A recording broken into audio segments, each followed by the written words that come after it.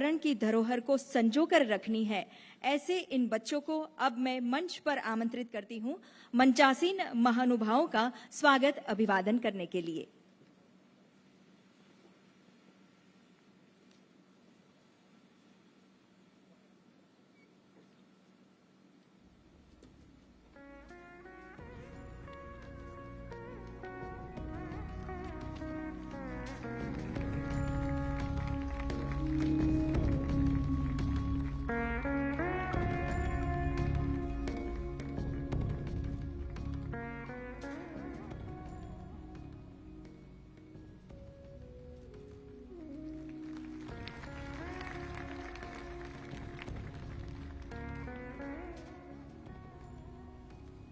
बहुत बहुत धन्यवाद।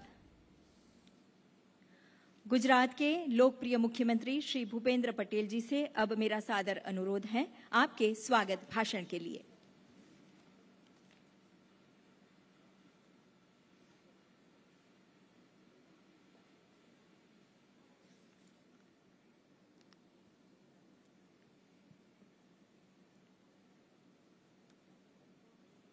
मिशन लाइफ के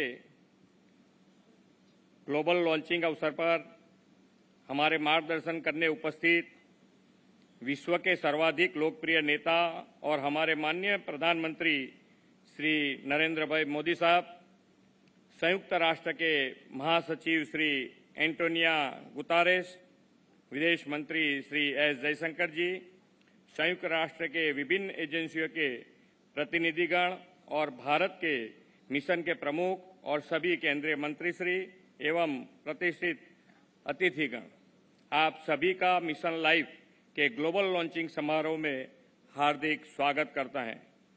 आज हम इस मंच से गौरव के साथ कह सकते हैं कि जब विश्व में ग्लोबल लीडर सोलर एनर्जी तथा ग्रीन क्लीन एनर्जी की सिर्फ बात कर रहे थे, तब गुजरात के मुख्यमंत्री के तौर पर हमारे प्रधानमंत्री श्री नरेंद्र भाई मोदी जी ने अपनी दूरदर्शिता से इस विषय में ठोस कदम उठाए थे। प्रधानमंत्री श्री नरेंद्र भाई मोदी के गुजरात के मुख्यमंत्री कार्यकाल के दौरान उनके नेतृत्व में गुजरात एशिया का पहला ऐसा राज्य था जिसने 2009 में एक अलग क्लाइमेट चेंज विभाग की शुरुआत की थी। आदरणीय श्री नरेंद्र भाई मोदी जी के विजन से ही राज्य में कैनाल टॉप सोलर प्लांट स्थापित किए गए और सीमावर्ती क्षेत्र चारणका में 730 मेगावाट के सोलर पार्क की स्थापना हुई है। इतना ही नहीं, विश्व जब क्लाइमेट चेंज के सामने लड़ने के रास्ते खोज रहा था, तब नरेंद्र भाई मोदी जी ने अपने अनूठे विजन कन्वीनियंट एक्शन पुस्तक द्वारा पूरे विश्व को इस समस्या का समाधान का मार्ग दिखाया था। पर्यावरण सुरक्षा और क्लाइमेट चेंज के क्षेत्र में प्रधानमंत्री जी के योगदान को यूएन ने भी सराहा है और 2018 में चैंपियन ऑफ द अर्थ का गौरव सम्मान माननीय प्रधानमंत्री श्री नरेंद्र मोदी जी को दिया है। पर्यावरण के संरक्षण और संवर्धन के लिए प्रधानमंत्री श्री नरेंद्र मोदी जी ने नवंबर 2021 में क्लाइमेट चेंज पर ग्लासगो में हुए COP26 के दौरान लाइफस्टाइल फॉर एनवायरनमेंट की अवधारणा को दुनिया के समक्ष रखा था। उन्होंने वैश्विक समुदाय से पर्यावरण मित्र जीवन शैली के लिए लाइफ को अंतर्राष्ट्रीय जन आंदोलन के रूप में आगे बढ़ाने की अपील की थी। अतीत से प्रेरणा लेकर वर्तमान में कार्यरत और भविष्य पर ध्यान केंद्रित कर लाइफ को एक वैश्विक आंदोलन बनाया जा रहा है, जो भारत में पर्यावरण मित्र संस्कृति और परंपरागत प्रथाओं का निर्माण करेगा। रिन्यूएबल एनर्जी के क्षेत्र में पहल करते हुए गुजरात ने देश में सबसे ज्यादा 4 लाख से अधिक घरों को सोलर रूफटॉप इंस्टॉलेशन के साथ कवर कर लिया है। प्रधानमंत्री जी के दूरदर्शी नेतृत्व और मार्गदर्शन में गुजरात ने अपनी सर्वसमावेशी और प्रगतिशील नीतियों के जरिए बिन परागत ऊर्जा क्षेत्र में 18 गीगावाट की स्थापित क्षमता की उपलब्धि हासिल की है। आज हम सब एकतानगर स्टैच्यू ऑफ यूनिटी के परिसर में उपस्थित हैं। भारत की एकता और अखंडता के शिल्पी सरदार साहब की विश्व की सबसे ऊंची प्रतिमा स्टैच्यू ऑफ यूनिटी आदरणीय प्रधानमंत्री श्री नरेंद्र भाई मोदी की प्रेरणा और संकल्प का परिणाम है। माननीय प्रधानमंत्री जी ने इस परिसर को इको फ्रेंडली और इको टूरिज्म स्पॉट के रूप में विश्व समक्ष प्रस्तुत करने हमें मार्गदर्शन दिया है। पर्यावरण रक्षा और ग्रीन क्लीन एनवायरनमेंट के हर पहलू की इस एकता नगर में आप बारीकी से अनुभूति कर सकते हैं। दुनिया की सबसे ऊंची सरदार पटेल की प्रतिमा स्टैच्यू ऑफ यूनिटी के सानिध्य में शुरू किया गया यह वैश्विक मिशन निसंदेह 21वीं सदी का सबसे बड़ा पर्यावरण आंदोलन बनेगा। इस विश्वास के साथ मैं फिर एक बार आप सभी का स्वागत करते हुए अपनी बात पूर्ण करता हूं। भारत माता की जय। वंदे मातरम। जय जय गरवी गुजरात।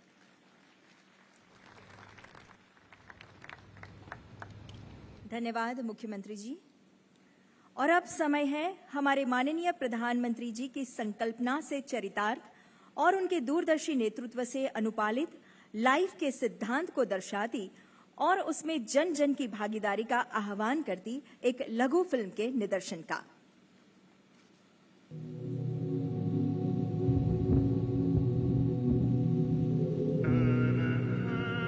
सब कहते हैं कि दुनिया बदल रही है। कभी कभी मुझे भी लगता है हमारी दुनिया बदल रही है, पर अच्छे के लिए नहीं, बुरे के लिए। पर ये हुआ कैसे? मैं भी चाहती हूँ हमारी दुनिया बदले, लेकिन अच्छे के लिए। और जब 2030 में मैं 21 साल की हो जाऊंगी, जोश और सपनों से भरी, सिर्फ मैं ही नहीं, लाखों लोग और भी, तब क्या हमारी दुनिया हमारे सपने पूरे कर पाएगी?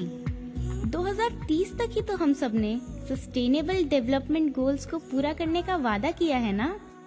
मतलब आज से 2000 दिन बाद क्या हम वो वादा पूरा कर पाएंगे एक साथ? हाँ, बिल्कुल। शायद इसका हल हमारे पास है, बस जरूरत है तो इसे जन आंदोलन बनाने की, स्वच्छ भारत मिशन की तरह। यही तो लाइफ है। लाइफ, पता है ये मैंने सबसे पहले कहाँ सुना? ये एक शब्द है लाइफ, LIFE, यानी लाइफ स्टाइल फॉर एनवायरमेंट। आज जरूरत है कि हम सभी लोग एक साथ आकर कलेक्टिव पार्टिसिपेशन के साथ लाइफ स्टाइल फॉर एनवायरमेंट यानी लाइफ को एक अभियान की तरह आगे बढ़ाएं। ये एनवायरमेंटल कॉन्शियस लाइफस्टाइल का एक मास मूवमेंट बन सकता है। आज आवश्यकता है माइंडलेस और डिस्ट्रक्टिव कंजम्पशन के बजाय माइंडफुल और डेलिबरेट यूटिलाइजेशन की। लाइफस्टाइल फॉर एनवायरनमेंट भारत में बना दुनिया के लिए। हमारे प्रधानमंत्री जी की ये सोच सिर्फ भारत के लिए ही नहीं, पूरे विश्व के लिए है। किसी एक इंसान या समुदाय के लिए ही नहीं, हर राष्ट्र के लिए है। और हम सब इस आंदोलन से जुड़ सकते हैं इन 5 कदमों से। पहला कदम वही जो हमारे दादा दादी, नाना नानी हमेशा करते आए हैं। सदियों से सुनते बोलते आ रहे हैं कि मौसम में लगे और आसपास उगे वही खाओ पियो, सेहत चौकस और साथ में खाने और ईंधन की बचत भी। நமது உணவுகள் இப்பொழுது மாற்றப்பட்டிருக்கிறது. நாம் தினைகளை இந்த நேரத்தில் வரவேற்றுக் கொள்கிறோம். ஆனால் தினைகள் நமது உணவுகளையும் மகிழ்ச்சியையும் கலாச்சாரத்தையும் அறிவு கொண்டு இருக்கிறது. அதனாலே நாங்கள் தினைகளை வரவேற்றுக் கொள்கிறோம். दूसरा कदम, कदम उठाओ, समझे? मेरी रोज की सवारी, बस नंबर 11, मेरे पैर।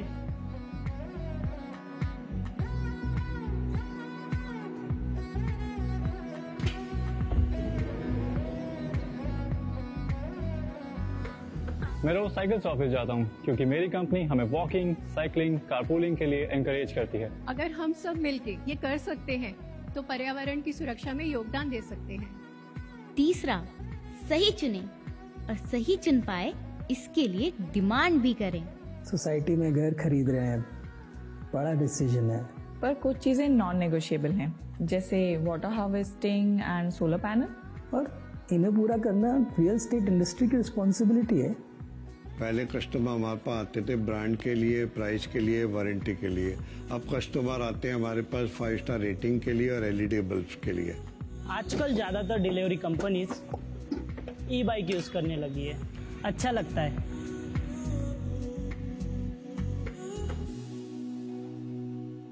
चौथा कदम सिंपल, लाइव स्विच ऑन करने के लिए स्विच ऑफ करो।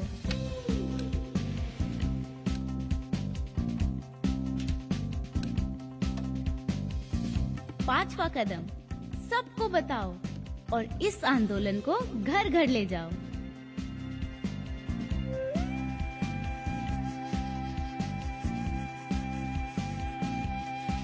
मेरे देश को अपना वादा याद है और वो वादा हम बातों से नहीं, काम से पूरा करेंगे और हर देश, हर इंसान को साथ लेके पूरा करेंगे।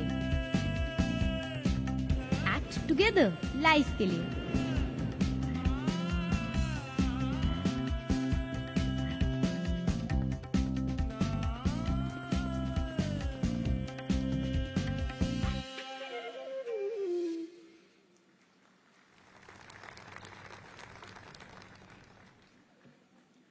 तो ये है लाइफ का जन आंदोलन।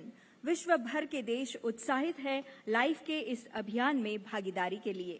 Argentina, Estonia, France, Georgia, Guyana, Madagascar, Maldives, Mauritius, Nepal और यूनाइटेड किंगडम्स, इन सभी देशों के राष्ट्रीय अध्यक्षों के उत्साहवर्धक और लाइफ के प्रति उनके सहयोग से सबर उनके इन संदेशों को अब आइए सुनते हैं।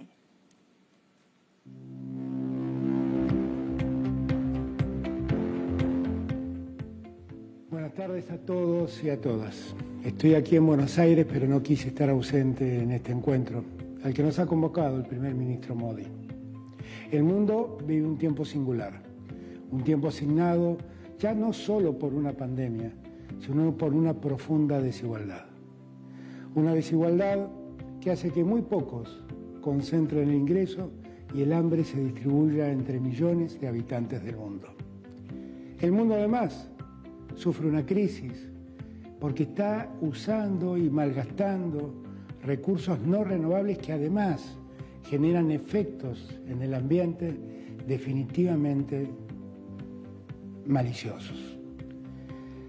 También es cierto que esa concentración y la guerra que se ha desatado ha generado un problema en la seguridad alimentaria del mundo que debe llamar la atención de todos los países de la comunidad internacional.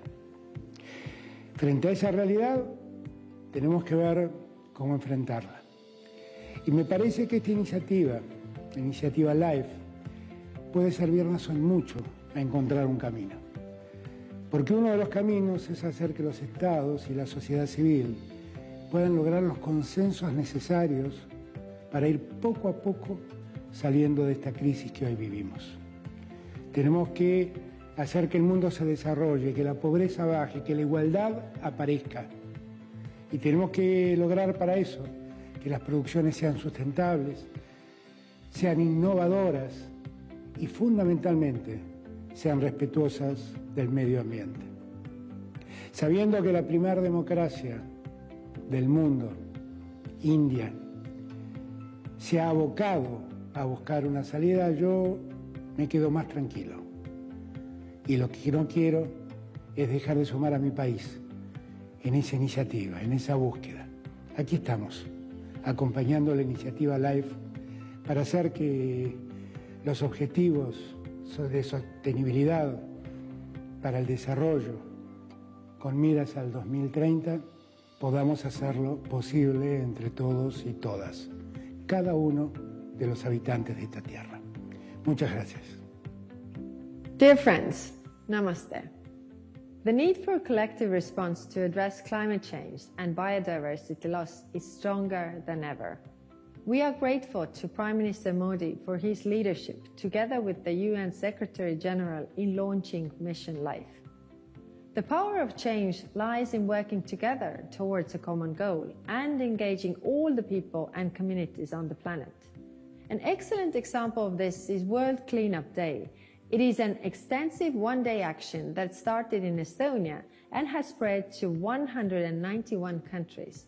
At COP27, we will call for even more countries to join us.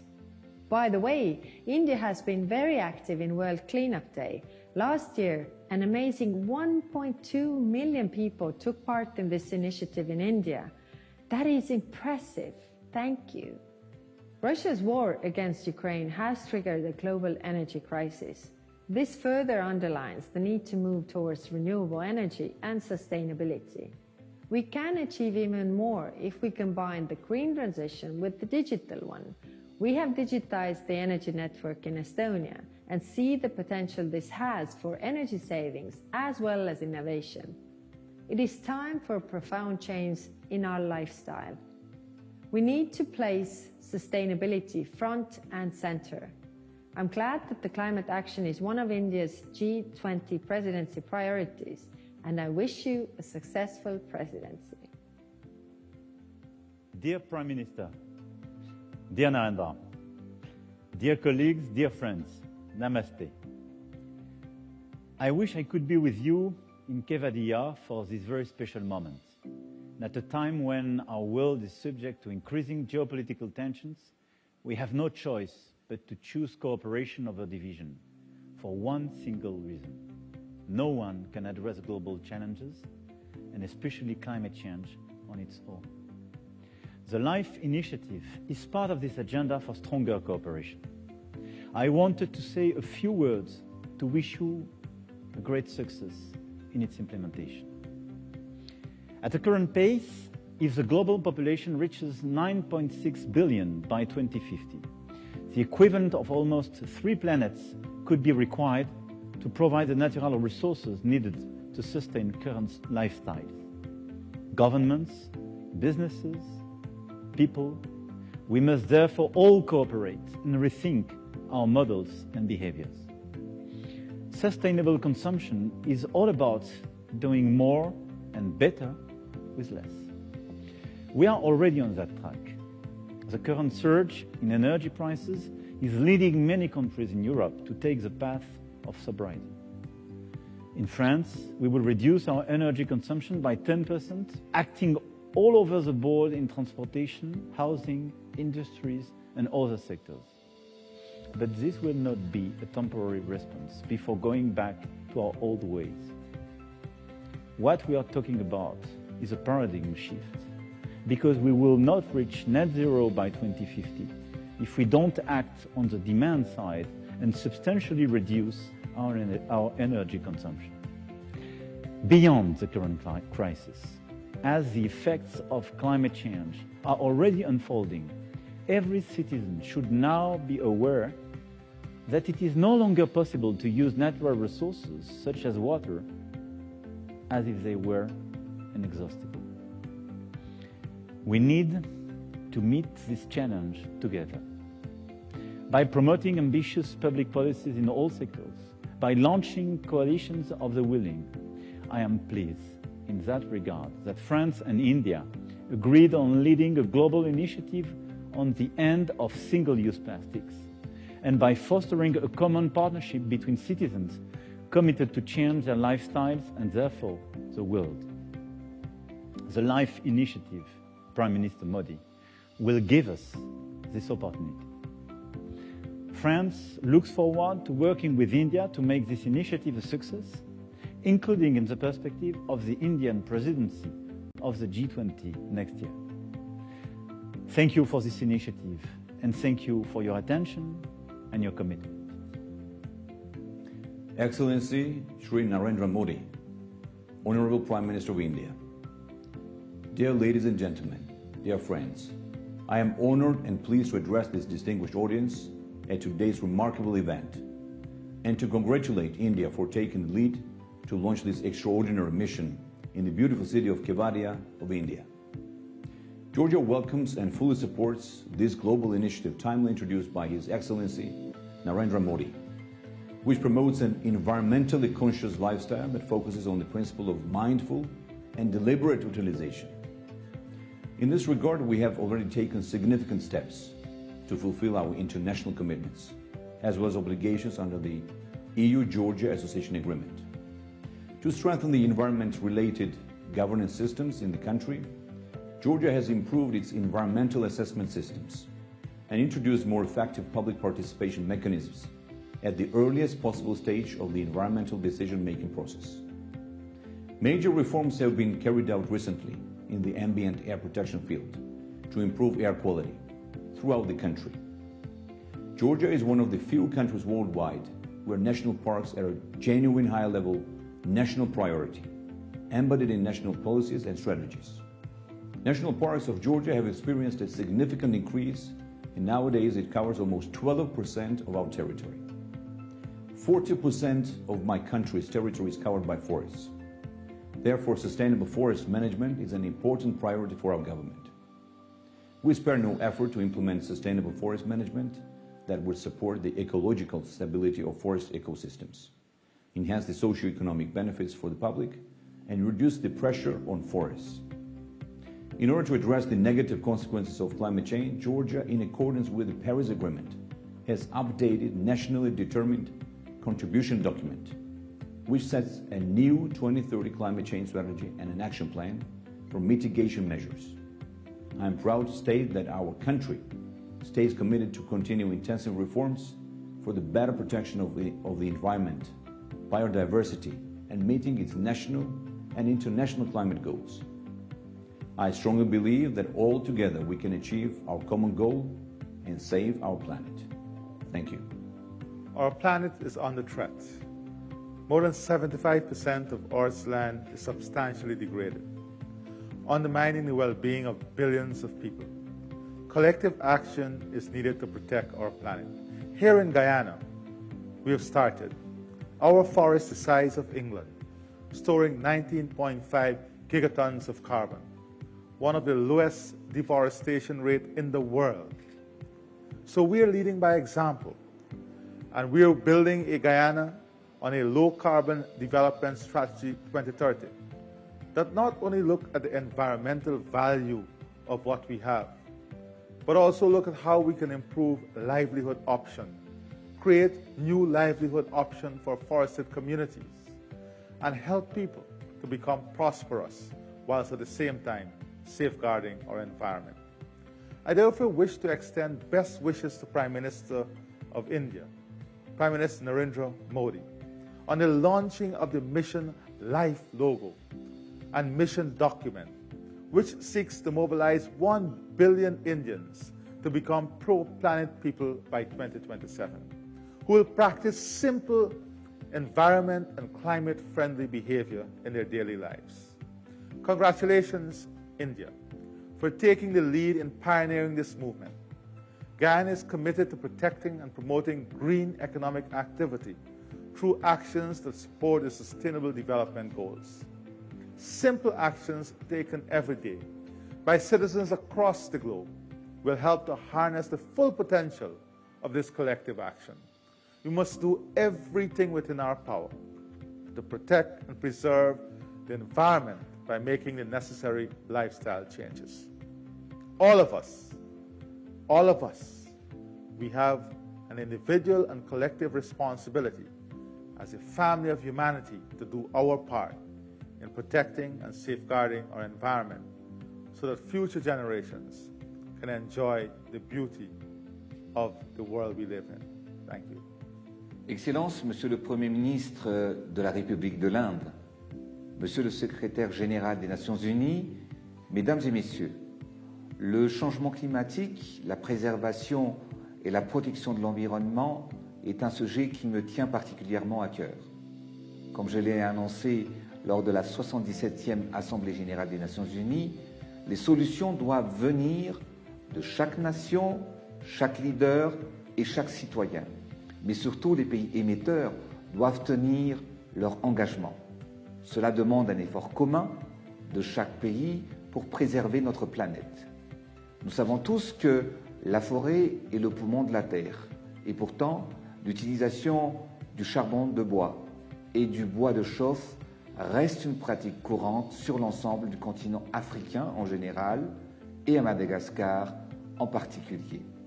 Dans mon pays, l'utilisation du charbon de bois pour la cuisson impacte la destruction d'1 hectare de forêt par an, ce qui est dévastateur, raison pour laquelle nous lançons une lutte contre la déforestation avec la promotion du clean cooking afin de réduire drastiquement l'utilisation et l'usage du charbon.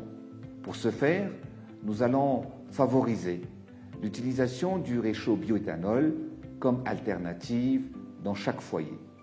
C'est en changeant les pratiques et les mentalités que nous pouvons changer les choses. Je suis convaincu que LiFE pourrait devenir l'un des points tournants dans notre lutte contre la crise climatique. Je remercie l'Inde, à travers son Premier ministre, qui est un leader inspirant en matière de protection de l'environnement, de nous avoir rassemblés autour de cette cause. C'est avec espoir et conviction que je vous rejoins dans cette mission. Ensemble, engageons-nous en faveur du développement durable pour un monde meilleur que nous souhaitons pour nos enfants. Mesdames et messieurs, il est temps de transformer nos discours en actions concrètes. Je vous remercie de votre attention. Bismillahirrahmanirrahim. One of the greatest breakthroughs we have made in recent years is recognizing that a clean, healthy, and sustainable environment is a fundamental human right. We must at the same time give back to nature. It is time we unpack the lessons left behind by our early ancestors. They taught us that love and respect for our natural heritage are essential for sustainable and resilient development. Prime Minister Modi's mission LiFE could not have come at a more crucial juncture. The ill effects of the climate crisis come at us with full force, growing in severity the longer we let our inactions drag on. This ambitious initiative is a call for action. Let's not end it there. You see, the best chances of our very survival is on our own hands. Together, let's reflect on our lifestyles and make swift changes towards eco-friendly habits. Simple things in our everyday lives, like choosing to walk more instead of driving, or planting trees wherever we can, all add up to redressing environmental degradation. Individual actions may appear insignificant on their own, but when pulled together, they have the power to spur transformative impact. Modi stands with the pro-planet people of India.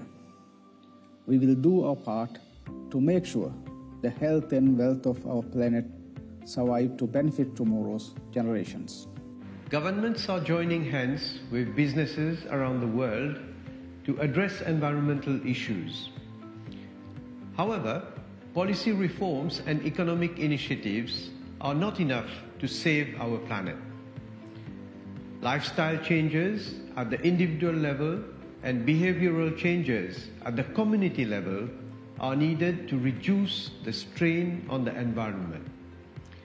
I therefore strongly support the movement launched by Prime Minister Shri Narendra Modi ji to build on good practices at the level of individuals, communities and institutions in order to accelerate the transition to a more sustainable future. If human activities continue at the present pace, by 2050 we will need 3 planets to sustain our way of life.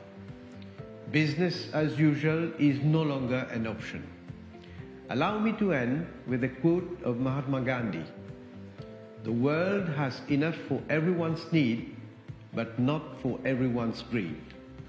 I congratulate Prime Minister Narendra Modi and the Government of India for advancing the idea for lifestyle, for the environment.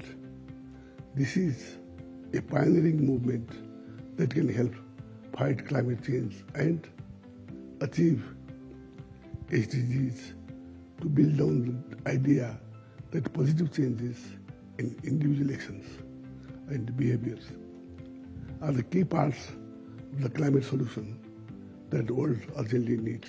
I thank the organizer for giving Nepal this opportunity to express our support to the pioneering movement such as LiFE, as well as express the need for work collectively to save our planet for better future of our people. Thank you very much. In November last year, the world came together in the UK to sign the Glasgow Climate Pact. It was a landmark deal. It showed that governments are ready to take decisive action on climate change and that we must all keep increasing our ambition. Now the energy crisis is showing once again that we need to go further and faster. As democracies, we must work together to secure energy independence and protect our economies. That's why we're turbocharging our rush to renewables. We're investing with partners like India to help build vital climate infrastructure. And we're working together to turn our net zero commitments into action. It's a real pleasure to join Prime Minister Modi in launching the LiFE initiative today, and I commend India's leadership. This is all about helping people make greener choices and live more sustainable lives. So let's keep making those long-term choices, let's keep leading the way, and let's take another big step forward together in Sharm el-Sheikh next month and with India's G20 presidency next year.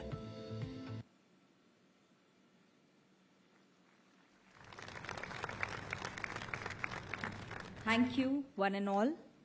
Ladies and gentlemen, the august presence of Honorable Secretary General of United Nations, Mr. Antonio Guterres, is gracing the occasion today. May I now request you, sir, to address the gathering. Please, sir.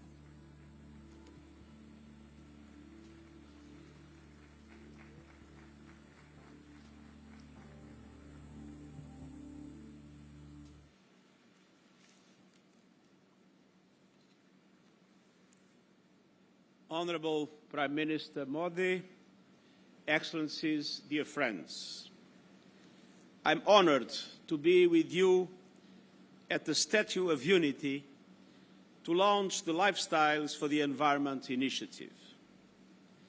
In these perilous times for the planet, we need all hands on deck. And I know that sometimes the enormous scale of a challenge might be reason enough to throw up one's hand in resignation. And there isn't a larger challenge in our world today than the climate crisis.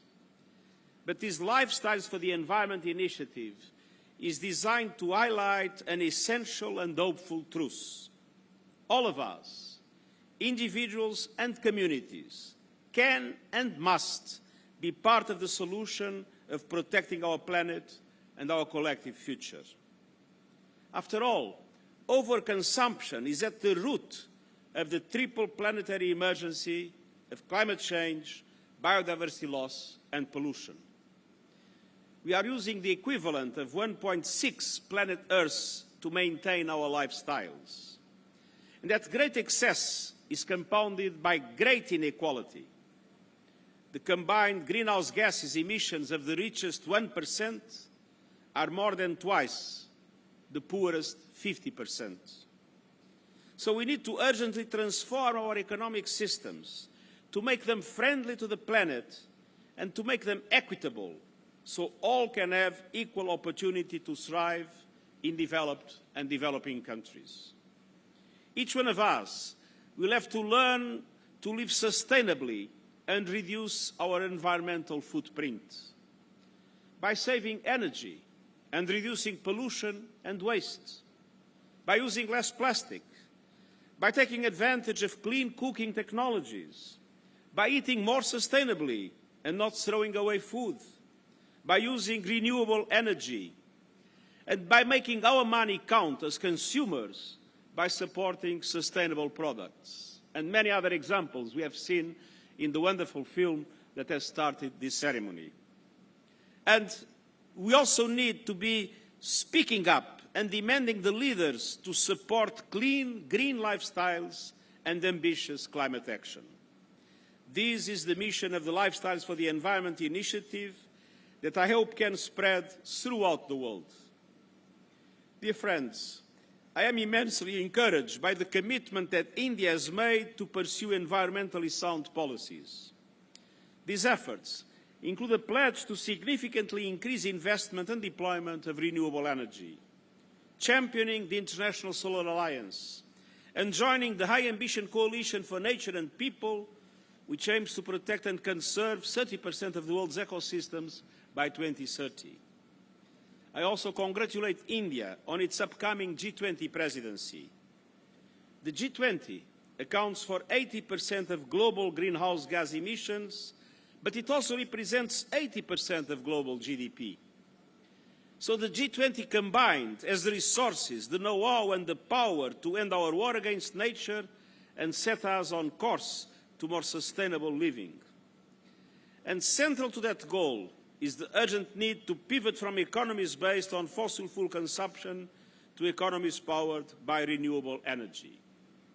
A revolution in which developed countries must invest massively, financially and in technological support to allow emerging economies themselves to also be able to present more ambitious targets.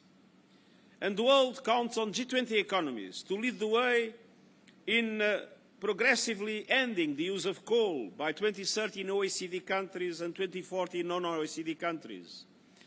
Developed countries must follow through on their commitments to provide meaningful financial and technological support to countries like India throughout this transition. We need to unleash a renewables revolution, and I look forward to working with India in driving this agenda forward. Dear friends, in 3 weeks, world leaders will meet in Egypt for the next United Nations Climate Change Conference, COP27. COP27 represents a key political opportunity to rebuild trust and accelerate action across all the pillars of the Paris Agreement: adaptation, mitigation, finance, and loss and damage. Full implementation of the financial commitments made in Paris, a quantum leap in support to adaptation in developing countries, and measurable progress and serious progress in loss and damage are essential conditions to reestablish trust between developing and developed countries around the world. With its vulnerability to climate impacts and its massive economy, India can play a critical bridging role. We have no time to lose. We are in imminent danger of failing to meet the goal of limiting global temperature rise to 1.5 degrees Celsius. And our global goal has to be net zero emissions by 2050. And to achieve this, we must collectively halve global emissions from 2010 levels by 2030. And as the LiFE initiative highlights, every citizen has a role to play. And that includes everyone, everywhere, using their voice to urge their leaders to take much-needed ambitious climate action. Dear friend, as the Prime Minister of Mauritius has recalled, Mahatma Gandhi reminded us that the world has enough for everyone's need, but not enough for everyone's greed. That perfectly captures the situation we face now. Unfortunately, for the time being, greed is prevailing over need, and we need to reverse this trend. The planet is able to support each and every one of us, but we must treat its resources with wisdom and respect. So today, let us pledge to alter our economies and our lifestyles so we are able to share Earth's resources fairly and take only what we need. And let us count on India, as it assumes the G20 presidency, to help usher in a new era of sustainability fully in line with its history, its culture, and its tradition. Thank you.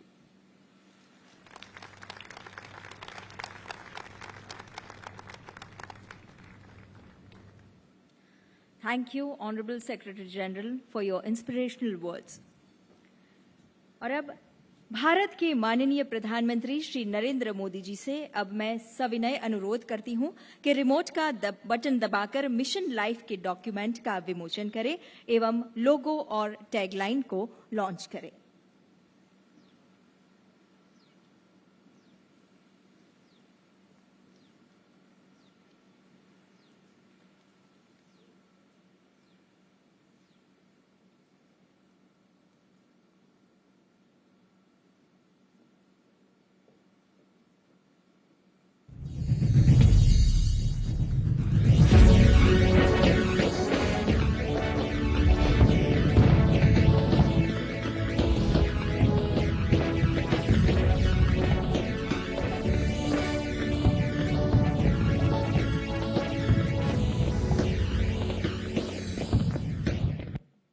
Thank you dignitaries.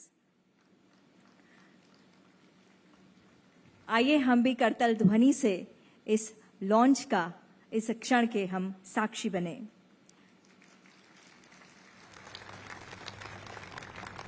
देवियों और सज्जनों, प्रकृति के संवर्धन की संस्कृति को life के नूतन मंत्र से विश्व भर में उजागर करने की प्रेरणा आदरणीय प्रधानमंत्री जी ने दुनिया को दी है, जिनकी दूरदर्शिता समूचे विश्व को प्रभावित और लाभान्वित करती है।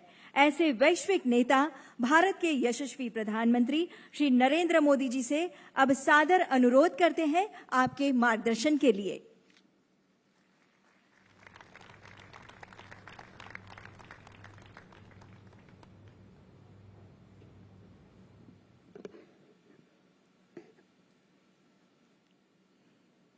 यूनाइटेड नेशंस के सेक्रेटरी जनरल एंटोनियो गुटेरेस जी,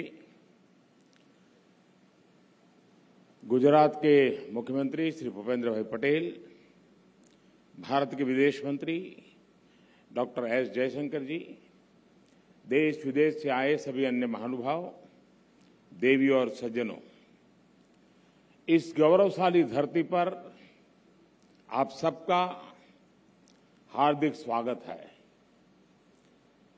एंटोनियो गुटेरेस जी के लिए तो भारत दूसरे घर जैसा है। आपने अपना युवावस्था में बहुत बार भारत की यात्रा भी की है। गोवा से आपके पारिवारिक संबंध भी है।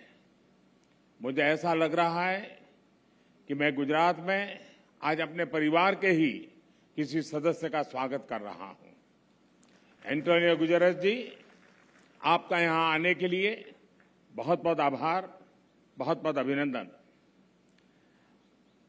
मुझे खुशी है कि मिशन लाइफ को लॉन्चिंग के समय से अनेक देश इस संकल्प के साथ जुड़े हुए हैं। मैं फ्रांस के प्रेसिडेंट श्री मैक्रो, यूके के प्रधानमंत्री लीज ट्रस, गुयाना के प्रेसिडेंट इरफान अली, अर्जेंटीना के प्रेसिडेंट आल्वो फर्नांडिज, मॉरिशस के प्रधानमंत्री प्रवीण जगन्नाथ, मेडागास्कर के प्रेसिडेंट एंडी रोजे जी, नेपाल के प्रधानमंत्री शेर बहादुर जी, मालदीव के भाई सोली जी, अर्जेंटीना के मिनिस्टर जेरी एल्वेजी का, इंडोनेशिया के प्राइम मिनिस्टर काया कलास का हृदय से धन्यवाद करता हूं। साथियों,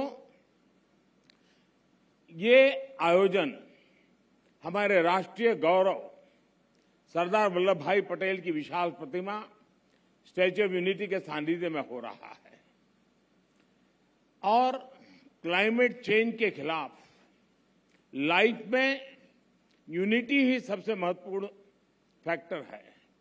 दुनिया की सबसे बड़ी प्रतिमा हमें पर्यावरण से जुड़े ऊंचे लक्ष्य तक तय करने और उन्हें पूरा करने की प्रेरणा देगी।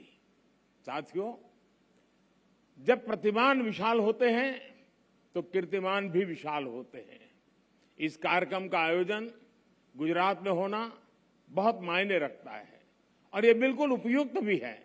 गुजरात भारत के उन राज्यों में से एक है जिसने सबसे पहले रिन्यूएबल एनर्जी और एनवायरमेंट प्रोटेक्शन की दिशा में काफी बहुत कदम उठाना शुरू कर दिया था। चाहे बात नहरों पर सोलर पैनल लगाने की हो या सूखाग्रस्त इलाकों में जल स्तर बढ़ाने के लिए वाटर कंजर्वेशन का अभियान हो, गुजरात हमेशा एक प्रकार से लीडर के रूप में, ट्रेंड सेटर के रूप में रहा है। साथियों, क्लाइमेट चेंज को लेकर ऐसी धारणा बना दी है जैसे सिर्फ पॉलिसी से जुड़ा विषय है, लेकिन जैसे ही हम इस मुद्दे का पॉलिसी से जोड़कर देखने लगते हैं, जाने अनजाने में हमारे मन में ये बात बैठ जाती है कि इस पर सरकार ही कुछ करेगी, या फिर ये सोचते हैं कि अंतर्राष्ट्रीय संस्थाओं को इस पर कोई कदम उठाना चाहिए। ये बात सही है कि सरकार, अंतर्राष्ट्रीय संस्थाएं, उनकी भूमिका बड़ी है और वो इसे संभाल करने का प्रयास भी कर रहे हैं, लेकिन हम सभी देख सकते हैं कि अब इस मुद्दे की गंभीरता चर्चाओं से बाहर निकलकर दुनिया के हर कोने में, हर घर में आज नजर आने लगी है। क्लाइमेट चेंज से हो रहे बदलाव लोग अपने आसपास महसूस करने लगे हैं। पिछले कुछ दशकों में हमने इस दुष्प्रभाव को और तेज देखा है, अप्रत्याशित आपदाओं को झेला है। आज हमारे ग्लेशियर्स पिघल रहे हैं, समुद्रों का जलस्तर बढ़ रहा है, हमारी नदियां सूख रही है, मौसम अनिश्चित हो रहे हैं और ये बदलाव लोगों को सोचने पर मजबूर कर रहे हैं कि क्लाइमेट चेंज के मुद्दे को सिर्फ पॉलिसी मेकिंग के लेवल पर ही नहीं छोड़ा जा सकता। लोग खुद महसूस करने लगे हैं कि एक व्यक्ति, एक परिवार और एक समुदाय के तौर पर उन्हें इस धरती के लिए, इस प्लेनेट के लिए कुछ न कुछ जिम्मेवारी उठानी चाहिए, खुद ने भी कुछ करना चाहिए। लोग जानना चाहते हैं कि अपने खुद के प्रयत्न में या परिवार के साथ और अपने समुदाय के साथ मिलकर वो कौन से कदम उठा सकते हैं जिससे धरती की सुरक्षा हो सके, इस पृथ्वी की सुरक्षा हो सके। इन सारे सवालों का जवाब मिशन लाइफ में है। मिशन लाइफ का मंत्र है लाइफस्टाइल फॉर एनवायरमेंट। पृथ्वी पर रहने वाले प्रत्येक व्यक्ति को व्यक्तिगत प्रयासों की कामना के साथ ही आज ये मिशन लाइफ का ये विजन दुनिया के सामने रख रहा हूं। मिशन लाइफ इस धरती की सुरक्षा के लिए जन जन की शक्तियों को जोड़ता है, उनका बेहतर इस्तेमाल करना सिखाता है।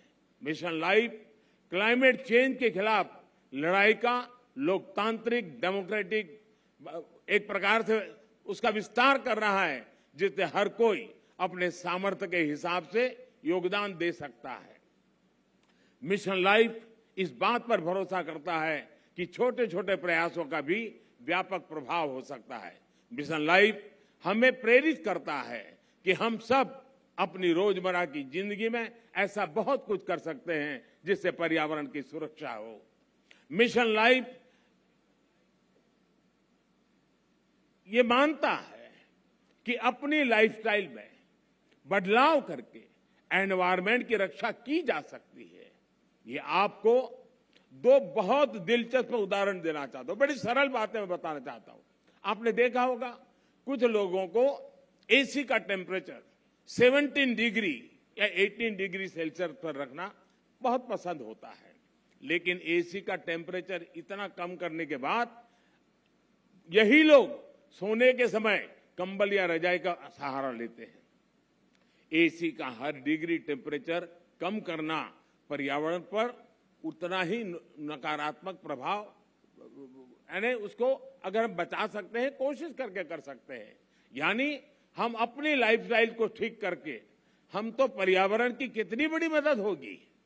लाइफस्टाइल से जहां भी एक और उदाहरण मैं बताना चाहता हूं, हम देखते हैं कि कुछ लोग 5 किलोमीटर प्रति लीटर के एवरेज वाली गाड़ी लेकर के जिम जाते हैं और जिम में ट्रेडमिल पर जमकर अपना पसीना बहाने की कोशिश करते हैं।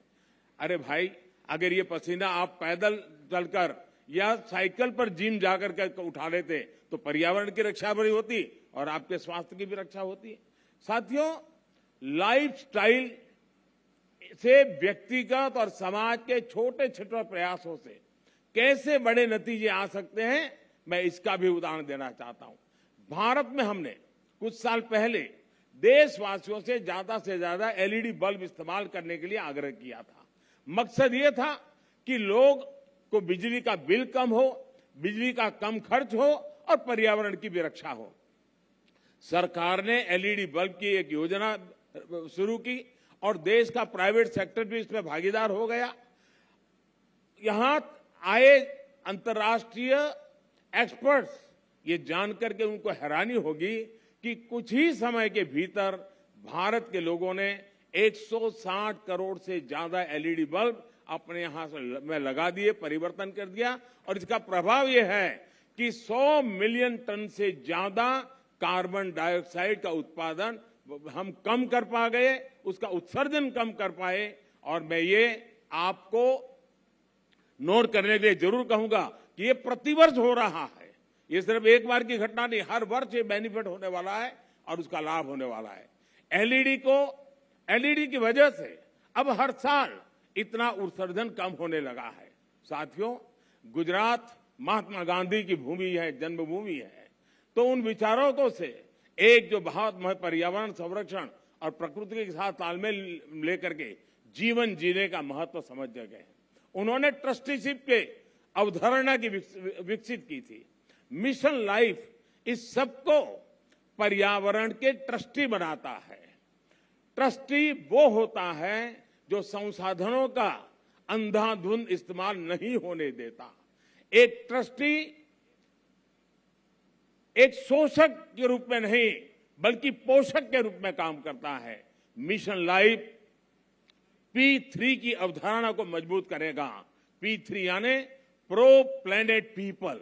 आज हम एक ऐसी दुनिया में जी रहे हैं जहां इस बात की चर्चा रहती है कि कौन किस देश या गुट के साथ है और कौन किस देश या गुट के खिलाफ है। लेकिन मिशन लाइफ धरती के लोगों को प्रो प्लेनेट पीपल के तौर पर जोड़ता है, उनको अपने विचार से समाहित करता है, एक कर देता है। ये लाइफस्टाइल ऑफ द प्लेनेट, ये lifestyle of the planet, for the planet and by the planet की मूल सिद्धांत पर चलता है। साथियों, अतीत से सीख कर ही हम बेहतर भविष्य का निर्माण कर सकते हैं। भारत में हजारों वर्षों से प्रकृति की पूजा की समृद्ध परंपरा रही है। हमारे वेदों में भी बहुत सटीक तरीके से कहा है कि जल, जमीन, वायु और सभी प्रकृति प्रदत्त चीजों का महत्व समझाते हैं। जैसे अथर्ववेद कहता है, माता भूमि ही पुत्रो हम पृथ्वीया, अर्थात पृथ्वी हमारी माता और हम उसके संतान हैं। रिड्यूस, रीयूज एंड रिसाइकल और सर्कुलर इकोनॉमी हमारे वर्षों से हम भारतवासियों की लाइफस्टाइल का अंग रहा है। और हम सभी जानते हैं कि दुनिया के कई हिस्सों में, कई देशों में ऐसी प्रथाएं आज भी है, प्रचलित है, जो हमें प्रकृति के साथ तालमेल बिठाकर चलने के लिए प्रेरित करती है। मिशन लाइफ प्रकृति के संरक्षण से जुड़ी हर इस लाइफस्टाइल को समाहित करेगा, जिसे हमारे पूर्वजों ने अपनाया था और जिसे हम अपने जीवन शैली का हिस्सा बना सकते हैं। साथियों, आज भारत में सालाना प्रति व्यक्ति कार्बन फुटप्रिंट करीब 1.5 टन ही है, जबकि दुनिया का औसत 4 टन प्रतिवर्ष का है। फिर भी भारत क्लाइमेट चेंज जैसी वैश्विक समस्या के समाधान के लिए सबसे आगे आकर काम कर रहा है। इसने उज्ज्वला योजना शुरू की ताकि कोयले और लकड़ी से धुएं से मुक्ति मिले। हम वाटर सिक्योरिटी को ध्यान में रखकर भारत में हर जिले में 75 अमृत सरोवर आज बनाने का बहुत बड़ा अभियान चला रहे हैं। हमारे यहाँ वेस्ट से वेल्थ पर अभूतपूर्व बल दिया जा रहा है।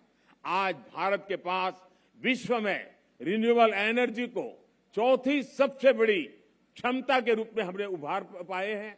आज हम विंड एनर्जी में भी चौथे नंबर पे हैं, सोलर एनर्जी में भी 5वें नंबर पे हैं। पिछले 7-8 वर्षों में भारत की रिन्यूएबल एनर्जी की क्षमता करीब करीब 290% का इजाफा हुआ है।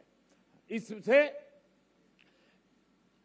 हमने इलेक्ट्रिक क्षमता का 40% नॉन फॉसिल फ्यूल यानी उस सोर्स को ही हासिल करने का लक्ष्य अब भी हमने समय सीमा से 9 साल पहले हासिल कर लिया है। हमने पेट्रोल में 10% इथेनॉल ब्लेंडिंग का लक्ष्य भी तय किया था और उसे भी समय सीमा से 5 महीने पहले ही हमने पूरा कर लिया है। अब भारत पेट्रोल में 20% इथेनॉल ब्लेंडिंग के लक्ष्य पर काम कर रहा है।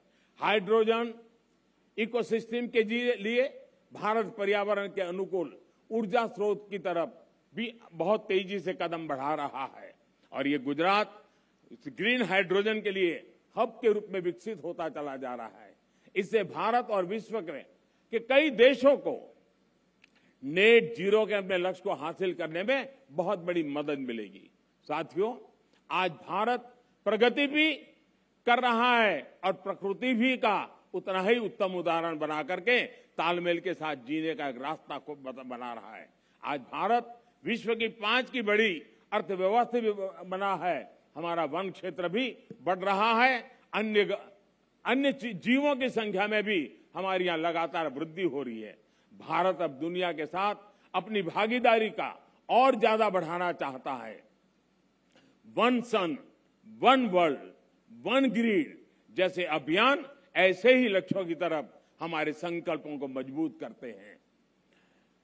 Collision for disaster resilient infrastructure, इसके निर्माण का नेतृत्व करके भारत पर्यावरण सुरक्षा के प्रति अपनी अवधारणा से दुनिया को अवगत करा चुका है। मिशन लाइफ इसी कड़ी में एक अगला कदम है। साथियों, सेक्रेटरी जनरल एंटोनियो गुटेरेस मेरी इस बात से सहमत होंगे कि जब भी भारत और संयुक्त राष्ट्र ने मिलकर काम किया है, दुनिया को बेहतर बनाने को नए रास्ते मिले हैं। भारत ने अंतर्राष्ट्रीय योगा दिवस का प्रस्ताव दिया था, जिसे संयुक्त राष्ट्र को समर्थन दिया था और आज संयुक्त राष्ट्र के समर्थन के कारण दुनिया के करोड़ों लोगों के स्वस्थ जीवन की प्रेरणा का योग एक कारण बन गया है। वैसा ही एक उदाहरण इंटरनेशनल ईयर ऑफ मिलेट का है। भारत अपने पारंपरिक और पर्यावरण के अनुकूल मोटे अनाज से दुनिया को जोड़ना चाहता था। संयुक्त राष्ट्र ने इसका भी समर्थन किया।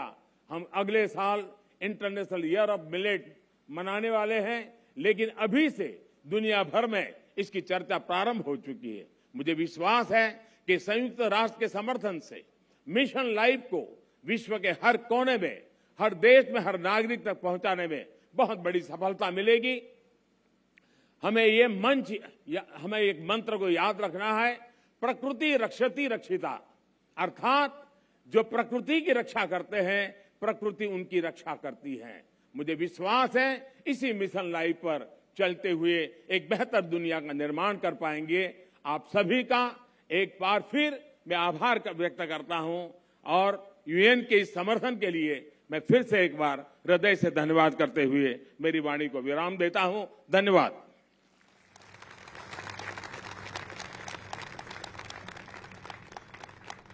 बहुत बहुत धन्यवाद प्रधानमंत्री महोदय, आपकी इस प्रेरणा के लिए, लाइफ के इस महाअभियान की शुरुआत करवाने के लिए।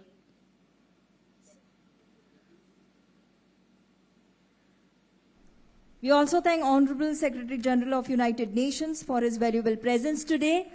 मुख्यमंत्री एवं विदेश मंत्री जी का हम हृदय से स्वागत अभिवादन करते हैं, धन्यवाद अदा करते हैं और आप सभी आमंत्रितों का भी बहुत बहुत धन्यवाद। लाइफ के इन